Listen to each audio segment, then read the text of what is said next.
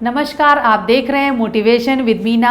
NEET के results आ चुके हैं और मेरे साथ हैं अनमोल। मैं कानपुर में हूँ, मेरे साथ हैं अनमोल जिनका नीट में सिलेक्शन हुआ। इनकी ऑल इंडिया रैंक है 267। जाहिर सी बात है इनको बेहतरीन जो इनकी चॉइस का मेडिकल कॉलेज है वो मिलने वाला है। अब अनमोल हमारे साथ हैं, वो पूरी अपनी एग्ज़ाम को कैसे इन्होंने प्रिपेयर किया इसके बारे में अपनी पूरी स्ट्रैटेजीज और अपने प्लान डिस्कस करेंगे और आपको कुछ खास टिप्स बताएंगे कि अगर जो स्टूडेंट इनका जिनका इस साल सिलेक्शन नहीं हो पाया है, ये जो नेक्स्ट ईयर इस एग्जाम में अपीयर होने वाले, उन्हें किन किन बातों का ध्यान रखना चाहिए और कौन सी गलती नहीं करनी चाहिए। यानी आपका एक नंबर भी कितना इंपॉर्टेंट है नीट में, ये सारी चीज़ें हमसे अनमोल शेयर करने वाले। अनमोल, सबसे पहले तुम्हें बहुत बहुत बधाई, शुभकामनाएं। तुम्हारा नीट में सिलेक्शन हुआ गया, कैसी फीलिंग है? What kind of feeling you are having? अभी तो अच्छा ही लग रहा है कि पहली बार में मेरा निकल भी आया है। और भी यही देखते हैं कि जैसे लोग 2-3 मिनट में निकलते हैं, लेकिन मेरा पहले में ही आ गया है। तो वैसे तो बहुत अच्छा लग रहा है कि मेरा साल भी नहीं वेस्ट हुआ और जल्दी में मेरा वो रिजल्ट भी निकल आया अच्छा। तो आपने उम्मीद के अकॉर्डिंग है ये रिजल्ट? मैंने जो कॉलेज सोच के रखा था शुरू से ही, वही कॉलेज मुझे मिल ही रहा है। अच्छा। ना उसके आगे ना पीछे। नहीं तो आप किस कॉलेज में जाना चाहते हैं? वैसे तो पापा मम्मी सब कह रहे हैं KGMU ही सही रहेगा, लेकिन फिर एम्स की बात करें तो भोपाल में मिल सकता है मुझे। ऐसा ये अगर जो आपकी 267 रैंक्स है SC कैटेगरी में, उसमें आपको मिल सकता है या तो जो यूपी का best medical college, government medical college है किंग जॉर्ज मेडिकल यूनिवर्सिटी, वहाँ पे आपको मिल सकता है, या फिर आपको एम्स भोपाल मिल सकता है। तो so you are happy, excited? आप तो पक्का ही लग रहा है कि मिल ही जाएगा। हाँ। तो कैसे है ये बताइए, रिजल्ट आने के बाद से क्या चेंज हुआ? मतलब जो एक परसेप्शन होता है ना फैमिली के लोगों का, फ्रेंड्स का, टीचर्स का, आपके नेबर्स का, रिलेटिव्स का, कुछ परसेप्शन चेंज हुआ है? उनको लगता है कि ये अरे लड़का ऐसे ही है, अब तो रिजल्ट आ गया, अरे नीट में आ गया, भाई क्या हुआ? तो किस तरह का आपको चेंज दिख रहा है? ज़्यादा किसी को तो बताया नहीं है, लेकिन मम्मी का वैसा ही है। बस पापा थोड़े खुश हैं और फैमिली वाले सबको रिलेटिव्स को सबको पता चल चुका है। हाँ। तो सब पता ही चल गया होगा कि हाँ कुछ कर रहा है। हाँ। बोर्ड तक तो ऐसे ही लगता है कि कुछ नहीं है, ऐसे ही नंबर आ जाते हैं। हाँ। फिर उसके बाद जो होती है उससे पता चलता है असली कैलिबर। तो वैसा ही सब कुछ है। अच्छा, तो ये बताओ कि रिजल्ट आने के बाद से कुछ लाइफ में चेंज लग रहा है? आपके इंटरमीडिएट में 12th में भी अच्छे मार्क्स आपके आए थे, कितने % मार्क्स आए थे 12th में? 95% आए थे। तो आपने 12th का, अभी आप 12th का एग्जाम का रिजल्ट आपने सेलिब्रेट किया, इसके बाद नीट की खुशखबरी आ गई, तो कुछ एक्साइटमेंट, कुछ पॉजिटिविटी, कुछ मतलब चेंज लग रहा है कि हाँ भाई लाइफ तो सेट होगी, कैसी फीलिंग है? अब तो लग रहा है जैसे एक से बाद दूसरे के बाद तीसरा, ऐसा सब चलता ही जा रहा है। अच्छा। तैयारी तो वैसे ही उसी के हिसाब से किया है।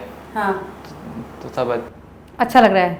तो अच्छा ये बताओ, 12th का एग्ज़ाम आपने दिया और जाहिर सी बात अच्छा स्कोर किया 95%, तो ये जो पढ़ाई का बर्डन, एक तो नीट की तैयारी, ऑल इंडिया कॉम्पिटिशन की तैयारी, तो ये बहुत बर्डन लग रहा था उस समय? नहीं, स्कूल की तरफ ज़्यादा ध्यान नहीं दिया, क्योंकि नीट की कर ली, नीट की जिसने कर ली फिर तो बोर्ड तो आराम से निकल आता है।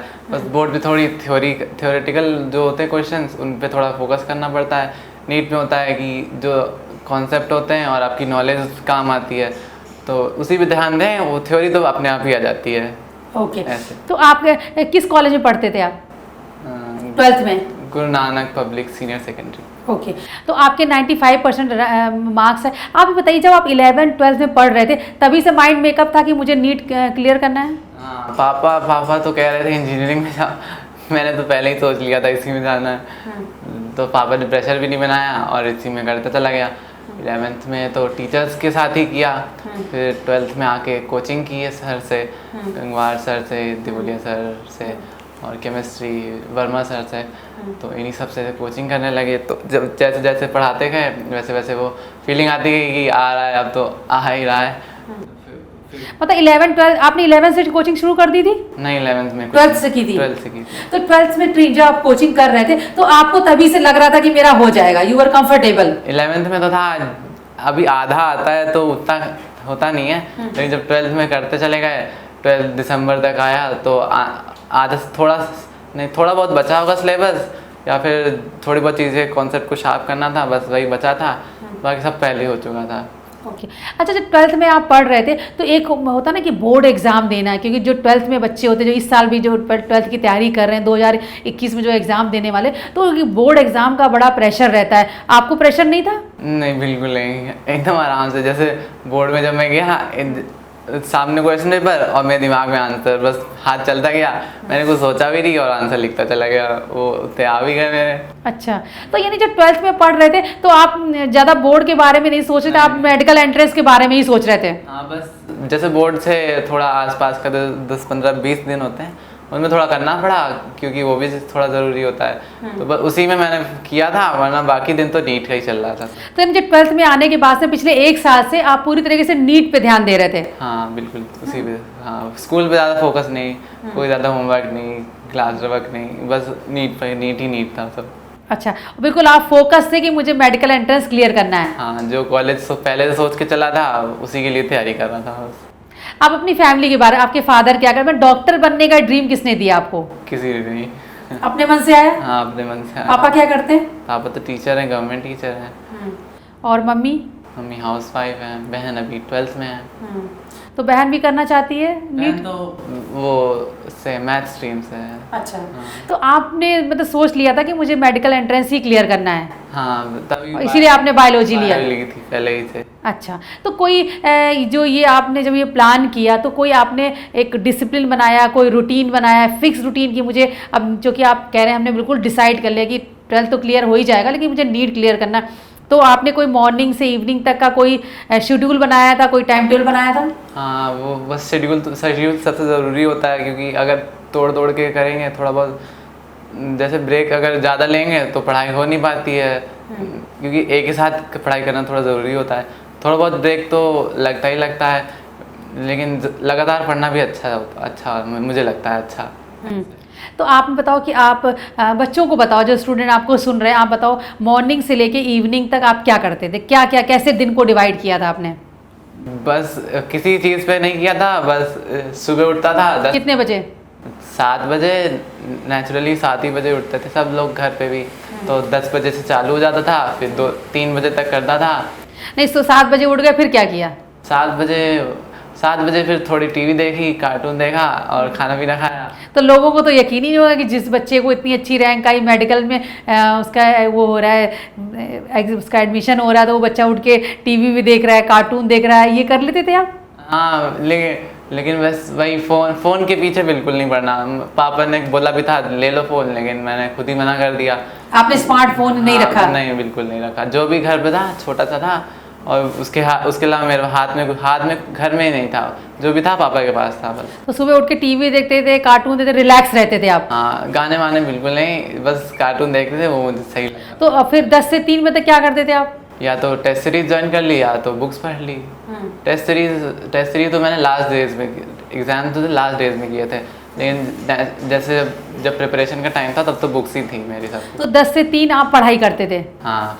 फिर उसके बाद क्या करते थे? फिर उसके बाद थोड़ा या तो मन किया तो या तो रेस्ट कर लिया, वरना कुछ नहीं किया, तब फिर टीवी देखते थे। वैसे पापा तो कहते थे सो ही जाओ, बाद में फिर पढ़ना है। फिर उठते थे 6 बजे से रात के 11 बजे तक बस। अच्छा, तो अगर आप देखें तो आपने अगर आप व्हेन यू लुक बैक, एक होता ना कि मैंने कैसे अचीव किया, तो आपको क्या लगता है आप कितने घंटे पढ़ते थे? 8 मान सकते हैं। 8 घंटे रोज पढ़ते थे? नहीं, एवरेज मतलब कम भी हो जाता था कभी, मतलब एवरेज 8 घंटे पढ़ते थे। तो जो आपकी एवरेज 8 घंटे की, क्योंकि बहुत सारे स्टूडेंट जिनका इस साल सिलेक्शन नहीं हो पाया है नीट में, वो कहते हैं हमने 12-15 घंटे पढ़े और हमने इतनी बुक्स पढ़ी, ये पढ़ा। तो जो 8 घंटे की आपकी एवरेज पढ़ाई है, तो वो कैसे डिफरेंट, मतलब एक बच्चा जो 15 घंटे पढ़ रहा है, एक बच्चा 8 घंटे पढ़ रहा है, तो क्या डिफरेंस है? मतलब वो 8 घंटे आप बहुत फोकस रहते थे, क्या था उस 8 घंटे में? 8 घंटे जैसे जो भी पढ़ना है रिलेवेंट पढ़ें, ऐसा नहीं कि दुनिया भर की बुक्स ले आए और कह रहे हैं मैंने ये कर लिया है वो कर लिया है। अब जैसे एग्ज़ाम के साथ ही चलना पड़ता है, उसी के हिसाब से तैयारी करनी पड़ती है। नीट का जो लेवल था उसी के हिसाब से मैंने तैयारी कर ली। जैसे जैसे बुक्स पढ़नी चाहिए थी, टीचर्स भी कहते थे NCERT, और जो टीचर एक्स्ट्रा प्रोवाइड करते हैं वो बुकलेट्स जो होती हैं उनके हिसाब से उनमें जो एक्स्ट्रा होता है वो भी अच्छा होता है, तो वो भी पढ़ लिया था। ओके। तो 8 घंटे आप फोकस रह के पढ़ते थे और आपने एक स्ट्रेटजी थी कि मतलब फालतू नहीं पढ़ना, जो नीट में एग्जाम में जो प्रिस्क्राइब्ड एक कोर्स है, जो चीज़ें बस वो पढ़ना है। कभी कभी एक्स्ट्रा आपको लगता है कि बहुत ज़्यादा एक्स्ट्रा पढ़ना भी प्रॉब्लम करता है? हाँ बिल्कुल करता है, क्योंकि जो दिमाग में होना चाहिए था उसके अलावा कुछ और भी अगर आ जाए तो जो पहले वाला होता है वो शायद या तो वीक हो जाता है या तो पूरा गायब हो जाता है। तो जितना रिलेवेंट हो उतना ही पढ़ें, जो रिलेवेंट है। हाँ। और जिन कॉन्सेप्ट में आपको लगता है कि इंटरेस्टेड है उसमें तो ज़रूरी कर लें, क्योंकि फिर मन भी लगने लगता है और अच्छा भी लगता है। ओके। अच्छा, कोई ऐसी चीज़ थी जो आपने अवॉइड की कि मुझे नीट की, चूँकि मैं 1 साल नीट पे मुझे ध्यान देना है तो इस चीज़ से मुझे दूर रहना है, ऐसी भी कोई चीज़ थी? हाँ, फ्रेंड सर्कल पे ज़्यादा ध्यान नहीं देता था, ज़्यादा किसी से बातचीत भी नहीं होती थी। वही मोबाइल का एडिक्शन, वो सब दूर ही रहता। मतलब आप सोशल मीडिया, व्हाट्सएप, फेसबुक से दूर रहे, अपने फ्रेंड से दूर रहे। हाँ बिल्कुल। फालतू बातचीत में टाइम नहीं वेस्ट किया आपने। बाहर आप घूमने जाना, रिश्तेदारों के यहाँ जानना, ये सब करते थे आप? हाँ बिल्कुल करते थे। नहीं, इतना नहीं करते थे, वैसे रिश्तेदार तो कोई है नहीं, लेकिन किसी के जाते नहीं थे जल्दी से, मन भी नहीं करता, क्योंकि अगर तो वहाँ जाएंगे 2-3 घंटा वेस्ट ही होगा टाइम, तो इससे अच्छा पढ़ ही लो, फिर फालतू क्यों टाइम वेस्ट कर। तो आपने मतलब अपनी पढ़ाई में, प्रिपरेशन में कोई डिस्ट्रैक्शंस नहीं आने दिए कि अभी पढ़ ये रहे हैं, बुक तो 15 घंटे हाथ में, लेकिन दिमाग में कुछ और चल रहा है, इस चीज़ से आपने दूरी बना के रखी? कभी कभी का तो हो जाता है, लेकिन वैसे कोशिश करते थे बिल्कुल ना हो। अच्छा अच्छा। तो एक तो देखो, एक आपने बताया कि जो आपने पूरा 12th मैंने 1 साल आपने पूरा नीट पे फोकस किया, बोर्ड एग्जाम की चिंता ना करते, क्योंकि आपने सोचा कि जब मैं एनसीईआरटी पढ़ ही रहा हूँ तो बोर्ड में मैं अच्छा कर ही लूँगा। हाँ, कर ही लूँगा। हाँ। अच्छा, अब आप मुझे ये बताओ कि जो 3 सब्जेक्ट हैं, फिजिक्स, केमिस्ट्री, बायोलॉजी, आपने ओवरऑल तीनों सब्जेक्ट में आपने एनसीईआरटी के अलावा भी कुछ पढ़ा? फिजिक्स के लिए तो एससी वर्मा शुरू में की थी, उसके ताकि वो जो भी मुझे आना चाहिए था एक्स्ट्रा वो भी आ जाए, और जब क्वेश्चंस लगाने की बारी आए तो जो भी पहले पढ़ा है वही सब उसको अप्लाई करके क्वेश्चन अच्छे से आने लग जाए। तो आपने फिजिक्स के लिए प्रोफेसर एससी वर्मा की कॉन्सेप्ट ऑफ फिजिक्स पढ़ी?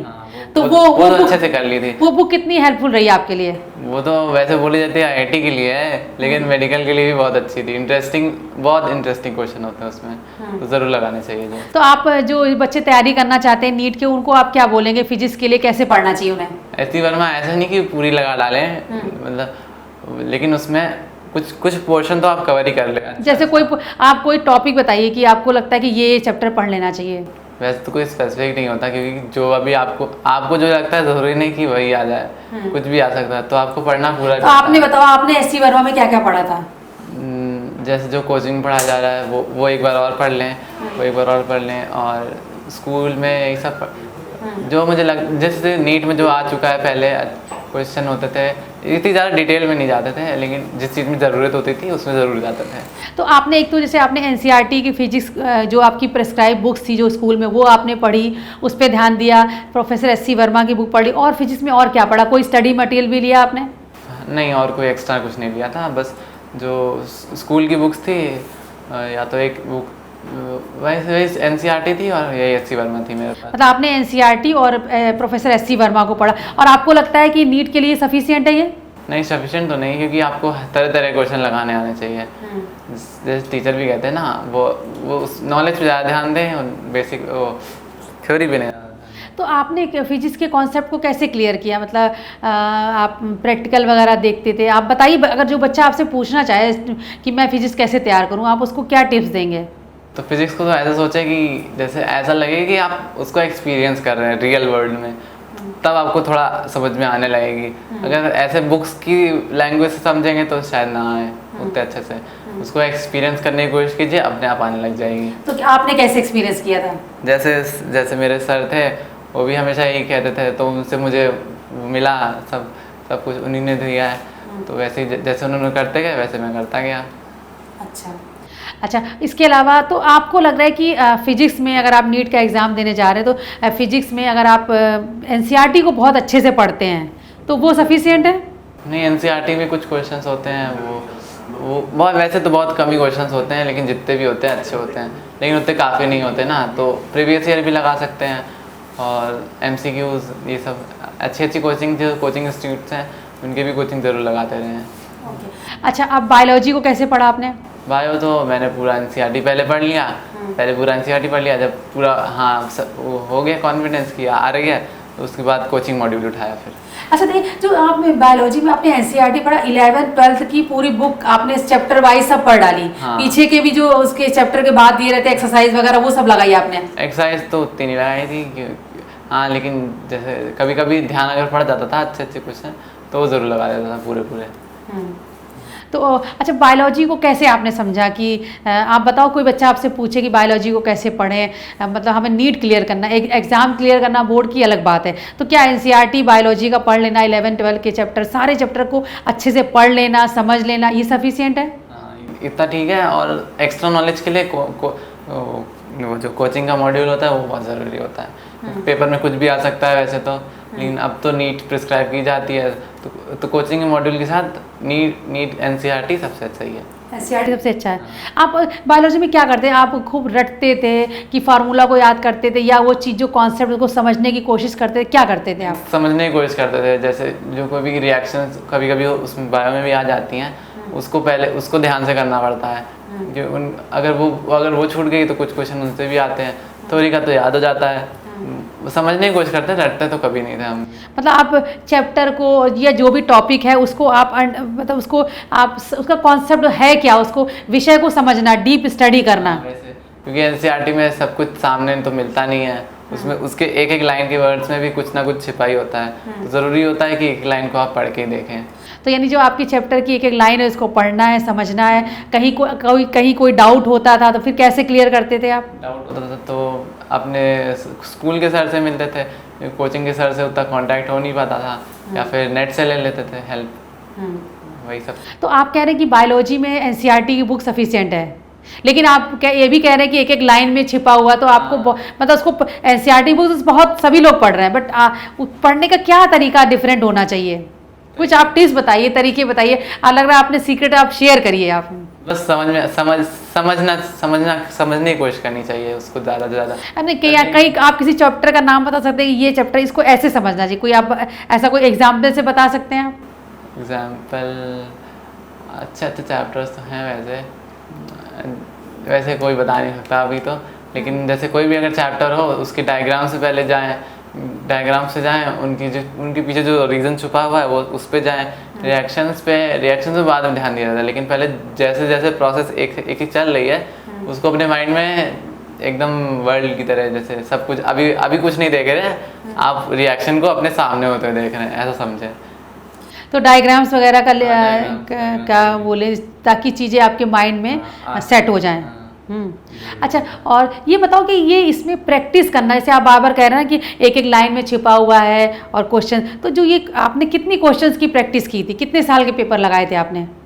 32 ईयर्स के थे जो बुक थी वो 32 ईयर्स के बुक लगाए आपने? हाँ, वो लगा डाली थी, काफ़ी दिन से लगा रहे थे उसको, बार बार लगाते रहते थे। 32 ईयर्स के क्वेश्चन के पेपर आपने सॉल्व किए और बार बार प्रैक्टिस की? हाँ, बायो का स्पेसिफिक जो था 32 ईयर्स का, वो तो बार बार किया था। तो बार बार क्यों करते? जैसे आपने एक बार लगाया तो उसमें कोई चीज़ कमी रह गई तो दोबारा फिर लगा, कैसे करते थे? कुछ क्वेश्चंस होते हैं जो एनसीईआरटी में होते नहीं है लेकिन पूछे गए होते हैं, तो उन्हीं के लिए करता था। वरना जो जैसे एक बार क्वेश्चन सॉल्व कर लिया तो फिर बुक से पढ़ लिया, तब तो परमानेंट हो जाता है, वो चढ़ जाता है। लेकिन कोई आंसर गलत हो गया, कई बार होता है कर चुके हैं लेकिन वहाँ जाके गलत कर दिया, तो उसके लिए बार बार पढ़ना उसको ज़रूरी होता है। ओके, तो जो चूँकि गलत हो गया तो फिर आप चैप्टर में गए, फिर आपने समझा, फिर अपने सर से पूछा? सर से इतनी बार नहीं पूछा मैंने वैसे तो, लेकिन अगर कोई क्वेश्चन गलत था तो उसको अलग से नोट करके लिखना पड़ता था। चलो, ये अनमोल इंपॉर्टेंट बात बता रहे हैं कि 32 ईयर्स के उन्होंने बायोलॉजी के क्वेश्चन लगाए, जो सही हो गया उसको फिर उन्होंने अपनी बुक पे देखा कि हाँ चलो ये सही, इसका ये कॉन्सेप्ट है।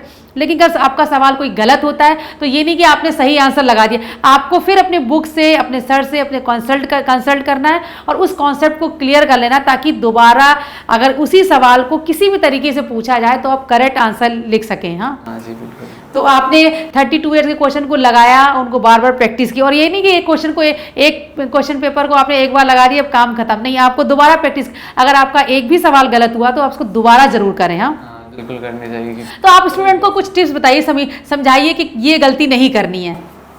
कैसी गलती? मतलब जैसे आप क्वेश्चन पेपर सॉल्व कर रहे हैं तो उसमें आपने देखा गलत हो गया, फिर आपने करेक्ट आंसर देख लिया, टिक कर दिया, काम खत्म हो गया, तो इस तरह से भी लोग कई बच्चे कर लेते, तो क्या करना चाहिए? नहीं, ऐसा तो बिल्कुल नहीं करना चाहिए कि आप भूल भी सकते हो।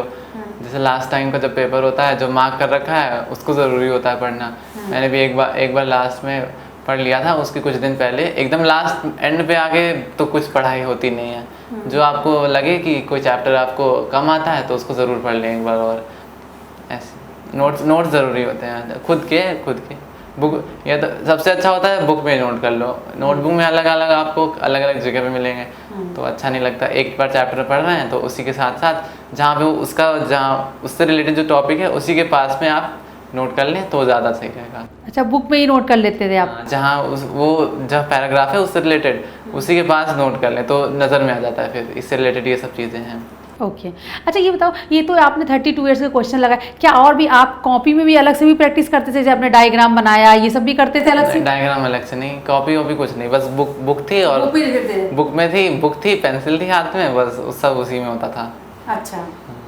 अच्छा, और अब केमिस्ट्री के बारे में बताइए, केमिस्ट्री कैसे पढ़ी आपने? केमिस्ट्री तो हमेशा से एनसीईआरटी को ही किया जाता है, कोई और ज़्यादा किया नहीं जाता। लेकिन क्वेश्चंस पुराने साल के लगाने चाहिए। और अरे जैसे कोई आईआईटी का पेपर हो, आईआईटी या जेईई का पेपर हो, उसको भी लगाते रहें। अच्छा, ये बात आप इम्पोर्टेंट कह रहे हैं कि अगर आप नीट की तैयारी कर रहे हैं लेकिन जो केमिस्ट्री का पेपर है वो आप जेईई का भी लगा लें। हाँ, जेईई का। उससे क्या हेल्प मिलती है? उससे मिलती है कि एक वेरिएशन और वैरायटी को मिल जाती होगी, क्योंकि जेईई में जो क्वेश्चंस होते हैं वो अच्छे होते हैं। अच्छा। और कई बार उसमें रिपीट भी हो सकते हैं नीट में। केमिस्ट्री का कुछ भरोसा नहीं कहाँ से कहाँ जाए, रिएक्शंस ही सब कुछ होते हैं, तो एनसीईआरटी तो पूरा ही पढ़नी चाहिए वैसे। अच्छा, आप कह रहे हैं केमिस्ट्री में एक तो एनसीईआरटी को आपको पूरा पढ़ना है और आप जो लास्ट ईयर के क्वेश्चन पेपर लगा रहे हैं वो नीट के तो लगाएं, साथ में आप जेईई के भी लगा लें। तो जो जेईई में केमिस्ट्री का पेपर आए उसको भी सॉल्व करें तो आपकी वैरायटी बढ़ जाती है, आपके कॉन्सेप्ट और क्लियर हो जाते हैं। तो क्या फिजिक्स में भी ये करना चाहिए? फिजिक्स में तो उतना ज़रूरी नहीं होता कि जेईई के भी क्वेश्चन लगा लें क्या? नहीं, हर बार नहीं, अगर आपका इच्छा है तो लगा लीजिए। वैसे ज़रूरत नहीं होती, फिजिक्स पेपर का लेवल थोड़ा कम होता है जेईई वाले से। केमिस्ट्री में लगा लेना चाहिए? हाँ, केमिस्ट्री में लगा लेना चाहिए। लेकिन ओके, तो आपने केमिस्ट्री में सिर्फ एनसीईआरटी पढ़ा, जेईई के पेपर भी सॉल्व किया, और भी कुछ किया आपने? हाँ, नीट के ही तो सॉल्व किया था। प्रीवियस ईयर सबके लगाने चाहिए, चाहे नहीं, कोई मतलब केमिस्ट्री में कोई आपने एक्स्ट्रा बुक पढ़ी, कोई स्टडी मटेरियल लिया आपने? एक्स्ट्रा बुक कोई नहीं थी, बस वही अच्छा। थी, एक ही थी एनसीईआरटी। तो तीनों सब्जेक्ट में अनमोल आप ये कह रहे हो, तीन सब्जेक्ट में एनसीईआरटी आपने पढ़ा, फिजिक्स में आपने concept of physics bye SC Verma को आपने पढ़ लिया, केमिस्ट्री में आपने जेईई के भी क्वेश्चन सॉल्व किए, वो आपके लिए काफ़ी हेल्पफुल रहे। अच्छा, ओवरऑल आपका किस सब्जेक्ट का पेपर ज़्यादा सबसे अच्छा, जब आप एग्जामिनेशन हॉल में थे तो सबसे पहला मतलब फिजिक्स देख के अच्छा, सबसे पहले क्या अटेम्प्ट किया था आपने? सबसे पहले बायो ही अटेम्प्ट किया था। बायो। अच्छा, तो बायो पढ़ के आपको लगा था कि चलो ठीक है मुझे आता है? हाँ, सब कुछ हारा था, एक ही क्वेश्चन छोड़ा था, गलत हुए, 2-3 क्वेश्चन गलत हुए थे, वरना बाकी सब ठीक है। फिजिक्स का पेपर कैसा हुआ था आपका? फिजिक्स का पेपर तो अच्छा हुआ था, बहुत आसान था वैसे तो, लेकिन वो जल्दी में उसमें गलत हो गए हैं बहुत ज़्यादा। अच्छा, केमिस्ट्री का मैंने जितना सोचा नहीं था उससे भी अच्छा हो गया। मेरा सब्जेक्ट वो मुझे वैसे पसंद भी नहीं है, लेकिन अच्छा हो गया वो। अच्छा, तो ये ऐसे कह रहे हैं कुछ क्वेश्चन गलत हो गए, तो ऐसे आपने कोई इस पूरे ओवरऑल, अगर आप अपने कहते हैं ना अपने ही अचीवमेंट को रिव्यू करना चाहिए, तो आपने जब इसको रिव्यू किया तो आपको लग रहा है कि आपने कोई मिस्टेक ऐसी की जो अगर आप ना करते तो आपकी रैंक और बेटर होती? हाँ, तो क्योंकि जैसे पेपर अगर लेवल पेपर का तो पहले लेवल देखना चाहिए कि किस लेवल का है, टाइम टेकिंग है कि जल्दी हो जाएगा। अगर जल्दी हो जा रहा है तो आप आराम से कीजिए, लेकिन अगर टाइम टेकिंग है तो आपको जल्दी करनी पड़ेगी। लेकिन उसी जल्दी में क्वेश्चन कभी गलत भी हो जाते हैं कई बड़े एग्जामिनेशंस में। तो अभी इसमें आपसे क्या गलती हुई है? मुझसे यही गलती हुई कि मैंने पहले पेपर का लेवल देखा नहीं, शुरू में करने लगा, OMR भी भर दिया, फिर रिव्यू करने का कोई चांस ही नहीं बचा मेरे पास, तो रिव्यू नहीं कर पाया। तो आपको लग रहा है कितनी नेगेटिव मार्किंग आपकी होगी? कितने नेगेटिव मार्किंग में से कितना मार्क्स आपका कम हो गया? कुछ आपने सॉल्व करके देखा आपने? हाँ, 15 कम हुआ है। 15 नंबर कम हुए आप? 16 कम हुआ है। 16 नंबर कम हुए हैं नेगेटिव मार्किंग के चक्कर में। तो अगर आपको लग रहा है कि अगर ये नेगेटिव मार्किंग नहीं होती तो आपकी रैंक और बढ़िया हो जा सकती? हाँ, ज़्यादा ही होती। ओके, तो आप ये बताओ, बहुत सारे बच्चे यही है कि नेगेटिव मार्किंग में भी तैयारी बहुत करते हैं, तो आप उनको क्या सर्च करेंगे? नेगेटिव मार्किंग से बचने के लिए क्या करें वो? नेगेटिव मार्किंग से कोई बचने का तो वैसे चांस है नहीं कुछ भी। आपको अगर लगता है कि आपको नहीं आता है तो छोड़ना ही बेटर होगा। लेकिन अगर कई बार होता है आपने उसको पढ़ रखा है, एक बार क्वेश्चन को देख लिया तो याद आ गया, तो करने की कोशिश कर सकते हैं। वैसे अवॉइड करने का कुछ भी पक्का नहीं होता है कि नेगेटिव मार्किंग से कैसे बचें, लेकिन आपको ज़्यादा से ज़्यादा क्वेश्चन अगर आते हैं तो वही अच्छी बात है। 100% श्योर ज़रूरी होता है, वरना नेगेटिव कहीं हो जाता है तो रैंकिंग भी गिर जाती है। अच्छा, ओवरऑल जो आपका ये सक्सेस आपको मिली है मेडिकल, और पहले ही अटेम्प्ट में आपको मिल गया, और आप कह रहे हैं कि आपने बोर्ड में भी अच्छा किया, बोर्ड में ज़रा फोकस नहीं किया और जो उम्मीद थी वो आ गया। ऐसा कम स्टूडेंट के साथ में होता है, जो सोचे वैसा हो जाए। तो आपका जो ये अचीवमेंट है, आपकी सक्सेस है, आपको क्या लगता है कि क्या की फैक्टर रहे होंगे आपकी अचीवमेंट में? वैसे कोई स्पेसिफिक तो अभी बता नहीं सकते, सबका रोल था, फैमिली का भी कोई डिस्टर्ब नहीं करता था कभी पढ़ते समय, तो उनकी हेल्प मिल गई। और कोचिंग में सर बहुत कुछ सुनाते थे तो उनसे अच्छा लगता था। फिर बुक्स जो भी पढ़ाते थे एक बार घर जाके ज़रूर पढ़ लें, हमेशा से यही बोला जाता है कि एक बार दोबारा पढ़ लें तो फिट हो जाता है। मतलब सेल्फ स्टडी कर लें, खुद से पढ़ लें। सेल्फ स्टडी बहुत ज़रूरी होती है, अगर टाइम मिले तो कोचिंग छोड़ के पढ़ लें, लेकिन ज़रूर करें। मतलब आप कह रहे हैं कि अनमोल कह रहे हैं कि सेल्फ स्टडी बहुत ज़रूरी है, सिर्फ आप टीचर के भरोसे, कोचिंग के भरोसे ना, क्योंकि जो आप खुद से पढ़ते हैं वो बहुत इंपॉर्टेंट होता है। क्योंकि स्कूल के टाइम में जब था कोचिंग रात के 9 बजे घर आता था, सुबह से चालू होके तो बचता था, थोड़ा बहुत टाइम मिलता था तो उसमें 2-3 घंटा हार्डली हो पाता था। तो कभी कभी तो रात में भी देर रात तक भी पढ़ लेता था, लेकिन उतना काफ़ी नहीं लगता था। तो आपको लगता है कि आपके अचीवमेंट में सेल्फ स्टडी ने बहुत रोल अदा किया? हाँ, बहुत अच्छा है, क्योंकि टीचर के भरोसे रहना भी अच्छी बात नहीं होती। सेल्फ स्टडी करना चाहिए। हाँ, ज़रूर करना, उससे ज़्यादा ही करना चाहिए। टीचर को टाइम देने ज़्यादा सेल्फ स्टडी करनी चाहिए, खुद से पढ़ना चाहिए। अच्छा, कोई और, एक तो पढ़ाई की बात हुई कि सेल्फ स्टडी करना चाहिए, और उसके अलावा और ओवरऑल कोई 2-3 की फैक्टर की, जैसे आपने बहुत सारे बच्चे कहते हैं हमने टाइम मैनेजमेंट बहुत अच्छा किया, एक किताब पकड़ के नहीं बैठे रहना है, 8 घंटे पढ़ना है, 5 घंटे पढ़ना, फोकस होकर पढ़ना है, और एक्स्ट्रा चीज़ें नहीं, टाइम नहीं वेस्ट करना है, डाइवर्ट नहीं होना। ऐसे 2-3 चीज़ें बताइए जो स्टूडेंट जिनका इस साल नीट में नहीं हो पाया या जो अगले साल नीट का एग्ज़ाम देने वाले हैं, उनको 2-3 फैक्टर बताइए कि जिन्हें इस पर बहुत ध्यान देना चाहिए।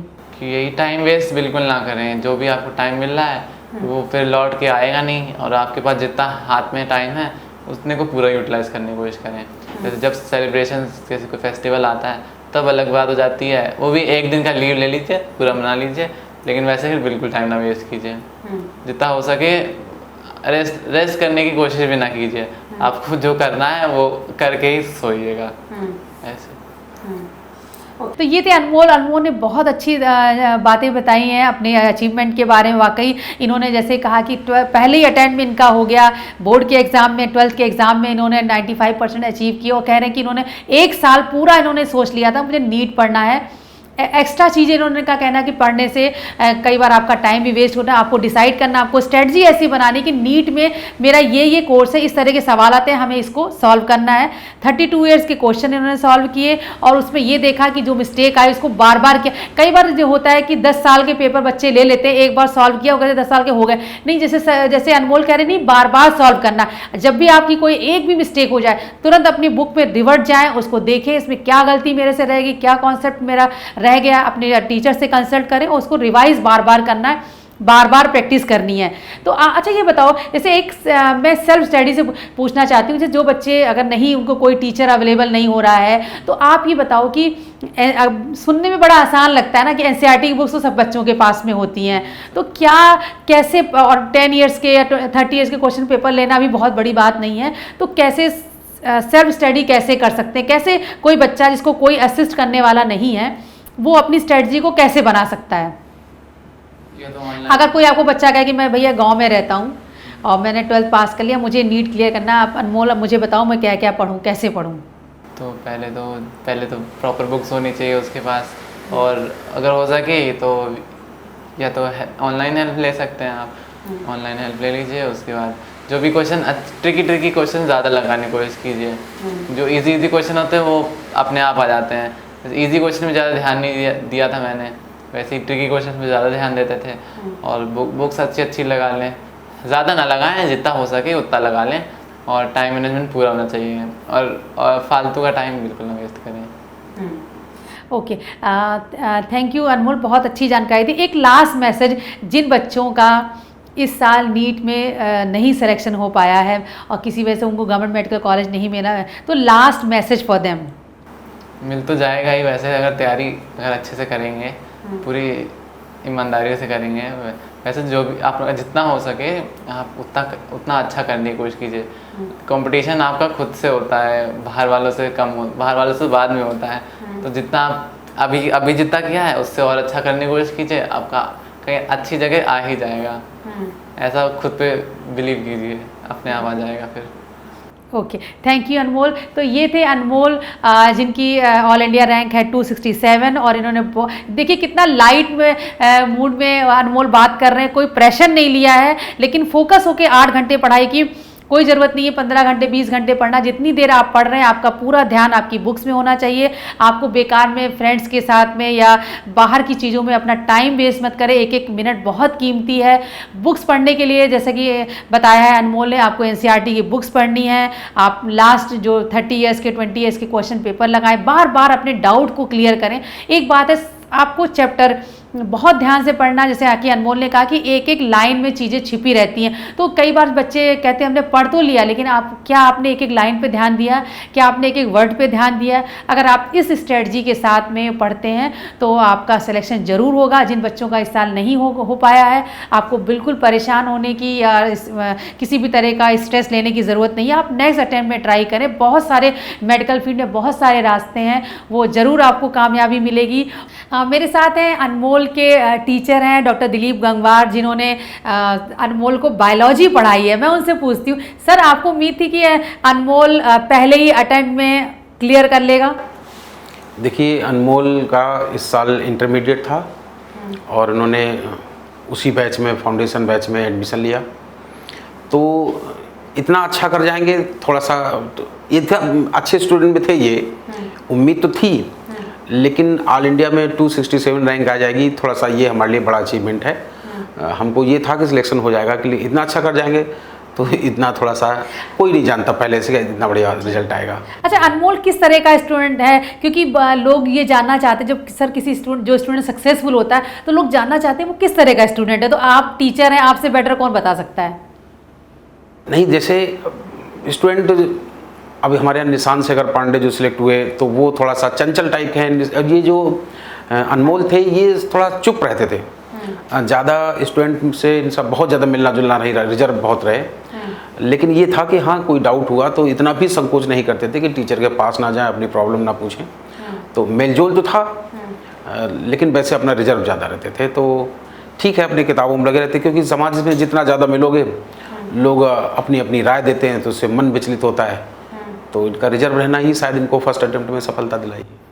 सर, आप तो बहुत सारे बच्चों को नीट की तैयारी करवाते हैं, और जैसे कि अभी मैं अनमोल से बात कर रही थी, उसने कहा कि नहीं, मैं कुछ सुबह उठता था, मैं टीवी भी देखता था, कार्टून भी देखता था, उसके बाद 10 बजे से पढ़ना शुरू किया और पढ़ा, फिर 3 बजे तक पढ़ लिया, फिर 2 घंटे सो लिया, फिर मैंने फिर 2-3 घंटे पढ़ाई कर ली। लेकिन सर, जिन स्टूडेंट्स का जैसे सिलेक्शन नहीं हो पाया है इस साल, तो क्या लगता है कि जैसे कुछ बच्चे कम घंटे पढ़ के भी बहुत अच्छी रैंक ले आते हैं, कुछ बच्चे सर इस बार ये कह रहे हैं हमने 15-15 घंटे पढ़ा, तो क्या कमी रह गई? ये देखो, एक ऐसी चीज़ है कि एक बार बहुत छोटी सी कहानी है कि एक राजा ने 2 अलग अलग मजदूरों से कहा कि ये जंगल काटना है, इतना रुपए हम आपका लेबर चार्ज देंगे। एक आदमी उसमें जो है एक दिन में 10 पेड़ काट पाया, एक ने 50 काट दिए। तो जो 10 पेड़ काटा, उसने 50 वाले से पूछा कि तुम एक दिन में 50 पेड़ कैसे काट दिए? तो उसने कहा कि तुम जिस दिन राजा ने ऑर्डर किया आप काटने लगे, और हम पहले 4 दिन केवल अपनी कुल्हाड़ी तेज करते रहे। तो ये सारा उसी पर डिपेंड करता है। जो गांव से पढ़े हुए बच्चे होते हैं, हो सकता है वो प्राइमरी से पढ़े हों, थोड़ा बैकग्राउंड उनका स्कूलिंग कमज़ोर रही हो, तो उनको थोड़ा ज़्यादा लेबर करनी पड़ती है। लेकिन जो शहर से होते हैं, ख़ासतौर से इंग्लिश मीडियम पढ़े हुए होते हैं, तो थोड़ा इंग्लिश समझने में, NCERT समझने में उनको आसानी हो जाती है, इसलिए वो कम मेहनत में ज़्यादा अचीव कर लेते हैं। तो ये जो कितने घंटे पढ़ना चाहिए, ये तो मेरे हिसाब से पर्सन टू पर्सन वेरी करता है। ये फिक्स नहीं होता है कि हम इतने घंटे पढ़ें तो सिलेक्शन हो जाएगा। किसी काम में हमें लग रहा है खुद को संतुष्टि मिल जाए तो वही पर्याप्त है। जब बच्चे को लगने लग जाए आज हमने वास्तव में कुछ पढ़ा, अब वो चाहे 3 घंटे में लगने लग जाए या 4 घंटे में, तो समझ जाओगे उसने कुछ पढ़ा। और ऐसे ही किताब लिए बैठे मन ही नहीं लग रहा, तो फिर 10 घंटे पढ़ो तब भी कुछ होना ही होना है। सर एक लास्ट में जिन बच्चों का सिलेक्शन इस साल किसी वजह से नहीं हो पाया है, they are very concern, parents भी बहुत परेशान है, आपको भी बहुत लोग अप्रोच कर रहे होंगे, तो how will you motivate them, और आपका क्या मैसेज है उनके लिए? मैसेज देखिए, दूसरी पहली एक बात तो ये है कि ये कंपटीशन है। कई बार इस बार तो सबसे बड़ी बात ये भी हो गई कि मार्च से बच्चों की पढ़ाई डिसकंटिन्यू हो गई, तो कोरोना की वजह से तो कुछ बच्चे सही से उसको मैनेज कर पाए, कुछ नहीं भी कर पाए, तो एक तो ये दिक्कत है। दूसरी है कि नहीं सिलेक्शन हुआ तो इसका ये मतलब नहीं कि कभी नहीं होगा।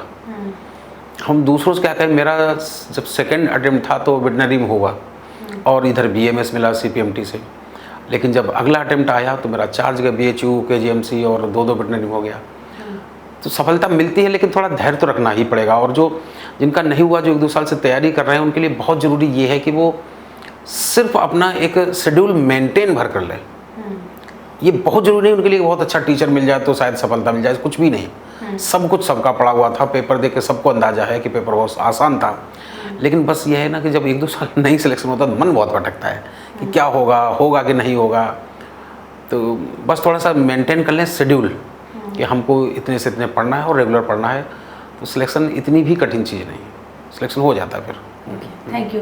तो ये थे डॉक्टर दिलीप गंगवार, जो कह रहे हैं कि भाई आपको अगर नहीं हुआ इस साल तो आप अपनी कमियों को ज़रूर आइडेंटिफाई कर लें कि क्या कमी रह गई, उसको मेंटेन करें और नेक्स्ट ईयर के लिए अपना प्लान करें, और किसी भी तरीके से डीमोटिवेट होने की ज़रूरत नहीं है। मुझे उम्मीद है कि सर का ये मैसेज तमाम स्टूडेंट्स के बहुत काम आएगा। और इसके अलावा अगर नीट से संबंधित कोई और सवाल आप पूछना चाहते हैं तो इस वीडियो के कमेंट बॉक्स में ज़रूर पूछें। आप देखते रहिए मोटिवेशन विद मीना। जल्दी हम आपको नीट के और भी जो सक्सेसफुल कैंडिडेट्स हैं उनसे मैं आपको रूबरू कराऊंगी।